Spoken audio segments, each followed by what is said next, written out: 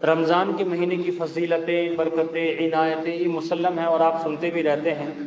آپ صلی اللہ علیہ وسلم کا فرمان ہے کہ 11 مہینے کی برکتیں، عنایتیں، فضیلتیں ایک طرف، اور اس مہینے کی برکتیں، عنایتیں، فضیلتیں ایک طرف۔ شہر رمضان الذی انزل فیہ القرآن، اس کی سب سے اہم جو فضیلت ہے اس مہینے کی، یہ ہے کہ اس مہینے میں قرآن نازل ہوا۔ اور پھر آگے اللہ تبارک و تعالیٰ نے اس مہینے میں جو عبادت ہے اس کے بارے میں بھی ذکر کیا، فمن شہید منکم الشہر فلیصم، اگر تم میں وہ کسی آدمی کو یہ مہینہ مل جائے تو اسے چاہیے کہ وہ روزے رکھے، اور جو بیمار ہے تو اس کو چاہیے کہ وہ فدیہ دے یا بعد میں اس کی قضا کرے۔ یرید اللہ بکم اليسر ولا یرید بکم العسر وَلِتُكْمِلُوا الْعِدَّةَ وَلِتُكَبِّرُوا اللَّهَ عَلَى مَا هَدَاكُمْ وَلَعَلَّكُمْ تَشْكُرُونَ۔ اما عائشہ صدیقہ رضی اللہ عنہا، آپ صلی اللہ علیہ وسلم نے جس کو طیبہ، طاہرہ، صدیقہ بنت صدیق کہا، جس کو حمیرہ کہا، جو آپ صلی اللہ علیہ وسلم کے ساتھ 9 برس رہی، تو فرماتی ہے کہ کلما دخل، جب بھی رمضان آتا تو آپ صلی اللہ علیہ وسلم 3 کام کے لیے کمر بستہ ہو جاتے۔ پہلا، شد میزرہ، تو آپ صلی اللہ علیہ وسلم خدمت خلق کے لیے تیار ہو۔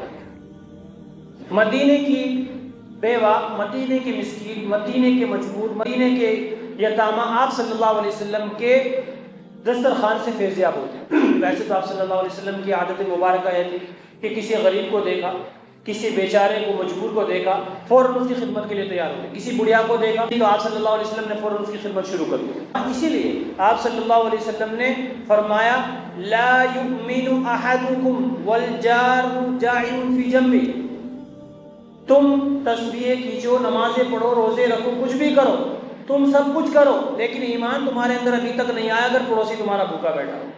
کیوں؟ اس لیے کہ آپ صلی اللہ علیہ وسلم کو امت کی تکلیف برداشت نہیں تھی۔ کسی بھی مدینے کے یتیم کو دیکھا، فوراً آپ نے اس کے سر پر ہاتھ رکھا اور کہا کہ بیٹا رونے نہ نہیں، محمد تیرا ابو بن گیا اور اما عائشہ تیری ماں بن گئی۔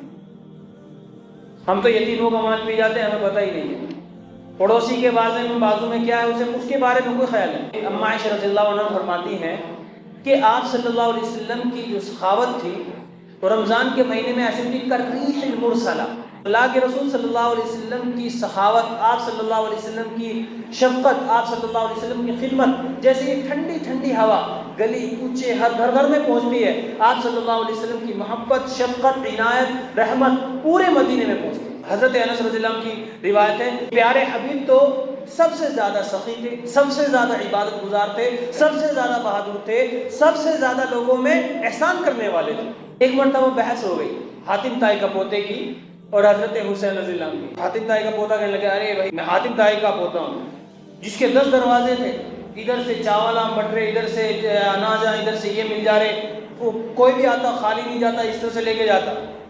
حضرت حسین رضی اللہ عنہ نے کہا، تمہیں معلوم ہے کہ میں کون ہوں؟ میں اس نانا کا پوتا ہوں کہ جس کے دروازے پر کوئی آ گیا اسے 10 دروازے پہ جانے کی ضرورت ہی نہیں پڑی، سب کچھ ادھر ہی ہو گیا۔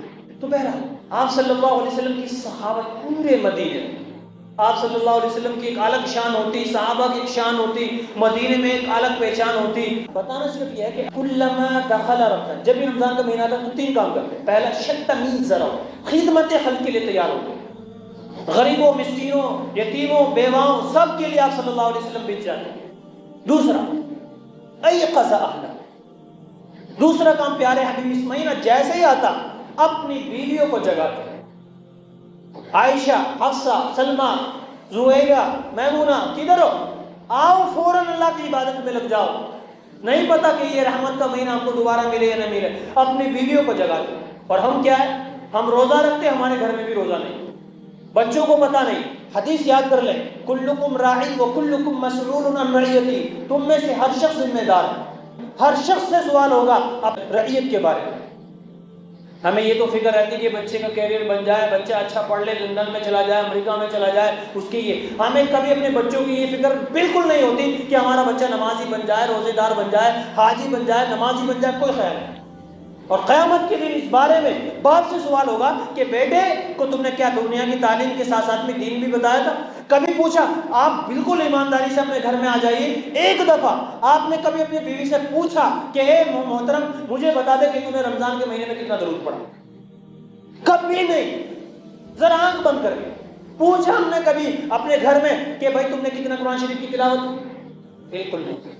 اور غلطی سے پوچھنا بھی لینا، کیونکہ اگر تم نے پوچھ لیا وہ تو 10 کام تم کو بتا، ہاں تم بھی تو بہت کھونا چلا رہے تھے تاکہ تم بولتا کر رہے تھے، ہاں تمہیں دکھ دینا میں کتنا کھانا پکوان بنا لے رہی ہوں، یہ کر لے رہی ہوں، کیا ہے بھائی؟ وجہ یہ ہے کہ پرائرٹی ہماری دنیا ہے، اس لیے یہ مسئلہ ہے۔ اور اگر ہمارے پرائرٹی دین ہوتا تو پھر یہ سوال ہے، تو اللہ کے رسول صلی اللہ علیہ وسلم کے لیے دنیا کچھ نہیں، اسی لیے اپنی بیویوں کو جگاتے، اماؤں کو جگاتے، اماں اٹھو اٹھو اٹھو، سب۔ تیسرا کام پیارے حبیب کیا کرتے وہ بھی سنیے، احیا لیلہ، کہ جیسے رمضان کا مہینہ آتا پیارے حبیب کا تیسرا کام ہوتا کہ پوری رات عبادت میں لگ جاتے۔ ادھر تو تراویح شروع ہوتے ہمیں فکر ہی نہیں، نماز عشاء کی نہیں پڑھتے ہیں صرف اس لیے کہ کہیں تراویح نہ پڑھنی پڑتا، اور پھر افطار اتنا پانی پیا، شربت پیا، یہ کیا وہ کھا لیا، حلیم کھا لیا، پوری چائے وائے پیا، ماں نہیں ہو رہا جی اپنے کو، اس طرح سے جانا مسجد کو نہیں ہوتا، تھوڑا دیر میں دیکھ لیں گے، بس ہو گیا بستر۔ اور کمال کی بات یہ ہے کہ بعض ادھر ہی پڑے سو بھی نہیں رہے، اسکرول کر رہے ہیں، وہ عشاء پہ وہ دیکھ لے، پورا دیکھا ہم 10 بجے کوئی نہیں، تہجد پڑھ لیں گے عشاء کی۔ ارے رب کے بندے تہجد کی تجھے فکر ہو رہی ہے، عشاء کی نماز جو فرض تھی وہ چھوڑ دی۔ انشاءاللہ اگلے ہفتے میں بات کریں گے کہ تراویح کیا ہے، اس پہ بھی بات کریں گے۔ تو پیارے حبیب جیسے یہ رمضان کا مہینہ آتا تو پہلا کام خدمت خلق کے لیے تیار، دوسرا ایقظ اہلہ، اپنی بیگمات کو آپ صلی اللہ علیہ وسلم، تو ہم بھی اپنے گھروں میں اپنے بچوں کو جگائیں، انہیں تیار کریں، پریپیئر کریں۔